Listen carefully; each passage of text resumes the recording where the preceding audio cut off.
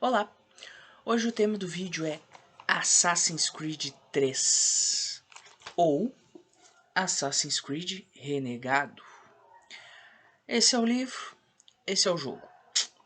Então, seguinte, Assassin's Creed, para quem não conhece, franquia de jogos da Ubisoft. Eu já fiz aqui um vídeo no canal falando do Assassin's Creed Origins, que é o meu preferido.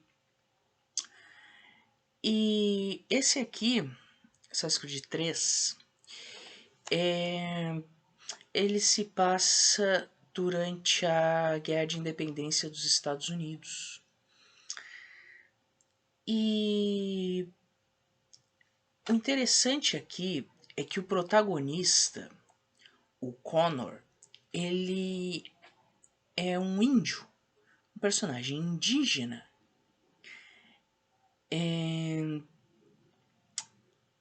Isso eu acho muito legal. Seria muito fácil para eles colocar um personagem que fosse um Capitão América genérico, sabe? Que veste a bandeira dos Estados Unidos, é loiro, de olho azul. Mas não, eles optaram pelo que, se você parar para pensar, faz muito mais sentido, né? Vamos colocar um nativo americano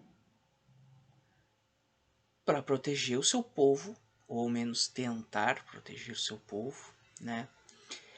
Em meio à revolução que mudou o país. Ótimo. Quando se fala na Revolução Americana, na Guerra de Independência dos Estados Unidos, alguns nomes importantes vêm à mente, como George Washington, Benjamin Franklin, entre muitos outros, né? Thomas Jefferson. Todos homens brancos, mas e a população negra da época? Como lidou com isso? E a população indígena na época? Como lidou com isso? E é esse ponto, e é disso que o jogo trata, né? O Connor, ou seu nome indígena, que é o Hadunga-Hageddon, isso, né? Ou Connor, né? Ele vai ajudar, né, os norte-americanos a conquistarem sua independência. Bom, a história já mostrou que, né, eles conseguem a independência no final, né? Spoiler. Mas o legal é ver a participação do Connor nisso tudo, a tentativa dele de proteger o seu povo, a relação dele com o pai dele. Para quem não sabe, Assassin's Creed coloca duas facções inimigas uma contra a outra, né? A facção dos Assassins, né? E a facção dos Templários. A luta de uma contra a outra é o que move a maior parte das tramas dos jogos, né? E o Connor é um dos Assassins, como está no nome do jogo. E o pai dele é um templário, o Raiden. O templário, talvez o favorito de muitos aí que acompanham a franquia de jogos, né? Ele e o Shai são os dois melhores templários da franquia, com certeza, assim, os dois mais bem explorados. Esse jogo ele sofreu uma rejeição na época que ele foi lançado. Eu estou aqui com a versão remasterizada, e essa versão ela inclui o jogo Assassin's Creed Liberation, já vou falar dele. Mas esse jogo aqui, o 3, ele sofreu uma certa rejeição na época de lançamento dele.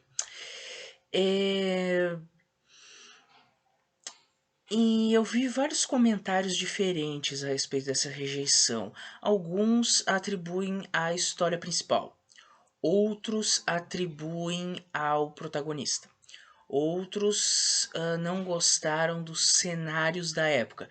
Gente, por favor, né? O cenário é como era na época, pô. Você não espera ver o edifício Empire State no século XVIII, sabe? Porra, né? eu discordo de tudo isso. A única crítica que eu concordo é a história no tempo presente que tem aqui. Mas não só aqui. Eu sou um crítico ferrenho à história do presente de toda a franquia Assassin's Creed. E não só desse jogo. O que é a história do presente? Muito simples. A franquia Assassin's Creed se divide de duas épocas, né? Você tem a época do presente, você tem a época do passado. Os próprios desenvolvedores já sabem que o legal é a época no passado. Tanto que é no passado que estampa a capa, o período no passado que tá nos trailers. Então os caras já sabem disso. Mas eles insistem em mostrar, sei lá, ali uns 30% da trama se passando num presente, com um bando de personagem chato pra caramba, que ninguém em sã consciência daria a mínima. É. Sério, sério, eu acho que a única vez que os momentos que se passam no presente não me deixaram irritado foi no Assassin's Creed Origins, que eu já fiz vídeo aqui no canal. Sério, porque no mais é uma perda de tempo. Mas enfim, tirando esses momentos no presente, por que tem esses momentos no presente? Porque, bom, algum protagonista do presente, né, qualquer pessoa, entra numa máquina chamada Animus e aí ele pode ver os seus antepassados, a história deles no passado. E é no passado que se passa a maior parte da trama. E a parte da trama que é legal e que interessa. Bom, enfim. Tirando os momentos que se passam no presente, aqui, nesse jogo, inclusive, tem momentos que se passam no Brasil. É ruim, assim como é ruim nos jogos que vieram antes, é ruim nos jogos que vieram depois. Tem que acabar esse negócio de história no presente. É uma porcaria isso. Enfim. Tirando isso, eu achei um excelente jogo. E a outra reclamação que eu tenho que eu vi algumas pessoas reclamando do protagonista. O protagonista, então, ele não é perfeito. Ele é falho. Ele ele levanta questões, ele faz perguntas pro mestre dele. Ele faz perguntas pro pai dele. Ele tem dúvidas, ele tem um monte de problemas. Ele é humano. Ele não é um super-herói. Ele não é aquele cara fodão que chega, resolve e no final pega tudo que se mexe e fica com a mulherada. Não. Não, o Connor não é assim. Então, o Connor não é alguém que você almeja ser, não é um super-herói. Então, talvez muita gente tenha não gostado por causa disso. E eu sinceramente, eu não ligo pra isso. Eu gostei do Connor justamente por esses problemas que ele tem. Por ele ser um personagem complexo. Ele é filho de um templário com uma nativa americana. Ele foi criado pelos índios, ele viu sua aldeia ser destruída e seu pai defende o cara que destruiu a aldeia dele. Pô, sério? Tipo, sabe? Isso deixaria qualquer um maluco. Então, ele é um personagem complexo. E eu gosto disso. E outra coisa, ele é um personagem indígena. E índios não são bem vistos na sociedade daquela época. Aliás, infelizmente, eu acho que não só daquela época. Bom, enfim, eu recomendo, eu gostei, achei um ótimo jogo. Tem muita missão secundária e muitas missões secundárias boas. Eu fiz a maioria e adorei. Outra coisa que eu quero destacar, a batalha final do Connor com o pai dele é muito interessante porque no final o pai dele, o Raiden, sente orgulho dele. É muito boa essa relação dos dois. O mestre do Connor, o Aquiles, é um senhor já de idade, né? E nossa, a cena, quando ele morre é muito triste, assim, porque, né, você vê ali tudo que ele deixou, né, todo o legado que ele deixou agora tá nas mãos do Connor. E o Aquiles, né, o mestre do Connor, ele é um assassino, né, que falhou. Ele era o chefe de um grupo de assassins e ele falhou, né, em liderá-los, né. E o último discípulo dele foi o Connor. Eu acho uma ótima história. Eu gosto bastante. Tanto que eu comprei o livro. E o livro é o Connor, né, o protagonista do jogo, lendo o diário do pai dele, né, após os eventos do jogo. E aí, então mostra a história do Raitan. E a história do Raitan é muito boa, mas muito da hora. O Raitan, filho do pirata Edward Kenway, que é o protagonista do Assassin's Creed 4, sim, né? Ele volta no tempo. E não é que eles voltam no tempo, né? Eles só vêm do passado. E essa história é muito boa.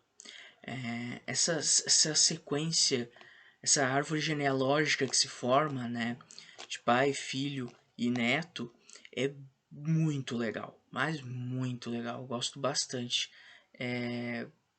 dessa linhagem que eles construíram nessa franquia. E aqui a escrita do Oliver Baldwin tá muito boa, tá bem afiada, eu gosto bastante. Talvez incomode um pouco a maneira dos personagens falar, afinal, né, os personagens estão na época do século XVIII, então, né, isso pode causar uma certa estranheza, mas sinceramente não, para mim não me incomodou, até porque eu já estou acostumado assim a um ritmo a esse tipo de leitura. E não tem figurinha. Oh, lamento, é só texto mesmo. Fica a recomendação também do livro. De preferência, se você já conhecer a história do jogo. É preferível você já conhecer a história do jogo. E essa versão remasterizada vem com Assassin's Creed Liberation, né? Não tenho certeza se é uma DLC. Tem cara de DLC. Eu joguei sem saber nada, mas tem bem cara de DLC. E Assassin's Creed Liberation se passa na mesma época, só que em outra região dos Estados Unidos, o sul dos Estados Unidos, né? Com a Aveline, né? Aveline. Não sei se é Aveline ou Aveline. Aveline, vou chamar de Aveline. Acho que é Aveline. Bom, Aveline de Grand-Pré é uma assassina também, negra, filha de uma escrava, criada por brancos. Só que ela descobre que uma das pessoas muito próximas a ela é líder dos Templários daquela região. E esse jogo, ele tem essa DLC aqui, o Liberation, o final dele tem uma cena pós-créditos que muda completamente o final, que é o final verdadeiro. Só que você tem que cumprir algumas missõezinhas secundárias para chegar nesse final verdadeiro. Tem um monte de canal de jogo no YouTube que já mostrou como é que faz isso. O interessante dessa Assassin's Creed Liberation é ver a relação da Aveline de Grand-Pré naquela região do sul dos Estados Unidos. Né? É Nova Orleans. Isso, New Orleans. Ver a relação dela e como funcionava a cidade e também os pântanos na época, né? Eu acho muito interessante que o mestre dela vive nos pântanos e tem uma cena em que eles tentam assustar invasores. Eu acho que são ingleses, eu acho. Não lembro se são invasores ingleses ou franceses, eu acho que são ingleses. Tentam assustar eles com é, dardos. Dardos do sono? Não, dardos com um veneno que deixa eles drogados. Aí eles pensam que são os espíritos, é o voodoo. É muito boa essa parte. É, eu gosto bastante da história da Aveline e eu gosto muito da Aveline como protagonista. Enfim, fica aqui minha dica para essa versão remasterizada. Tá bem legal, gostei bastante. E como é um jogo que já tem aí alguns bons anos, talvez dê para achar por um preço acessível. Bom, enfim, esse foi o vídeo de hoje. Muito obrigado pela compreensão de todos. Muito obrigado a todos que assistiram. Se puderem dar um joinha, compartilhar o vídeo, isso ajuda o canal que está nascendo esse ano. Valeu e até o próximo vídeo. Falou!